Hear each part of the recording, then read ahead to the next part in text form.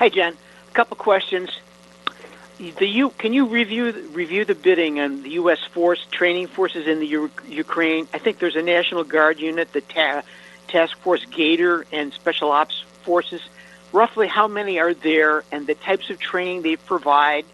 Also, if the Russians decide to move, will those troops be pulled out of the Ukraine, or does the U.S. have a deconfliction line with Russia, like we've had in Syria, to give the locations of our troops so they would not be attacked?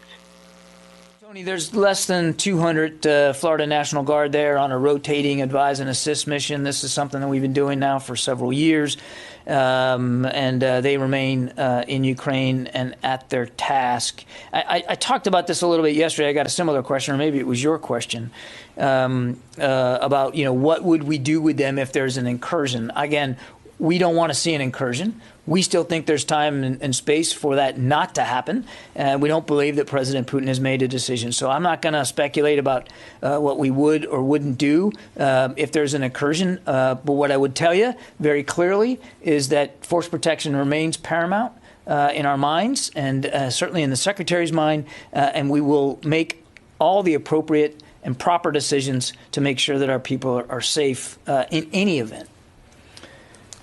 Sylvie. You had a deconfliction line in Syria with Russia. Do you have a deconfliction line? Do I have it? Do we? What we have in Syria? Similar to Syria. A hotline. Yeah, no. I mean, there's no deconfliction line in Ukraine with Russia, but I think I get the gist of the question. We have many lines of communication with Russia, including direct communication with Russian military leaders. The Secretary just spoke to Minister Shoigu a few days ago. The Chairman of the Joint Chiefs, General Milley, has spoken on numerous occasions with his counterpart. And we have direct lines of communication with them, so I don't think we need a hotline necessarily with respect to Ukraine.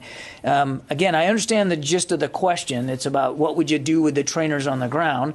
We will do the most appropriate thing to do to make sure that we're always keeping their safety and security foremost in our minds. But again, nobody wants to see another incursion. And we want to make sure that that doesn't occur. So we want to give time and space for our diplomats to see if there's a way for this to resolve itself without outright conflict. But we will do what we need to do. We will make the right decisions we need to make sure that our people are safe and secure.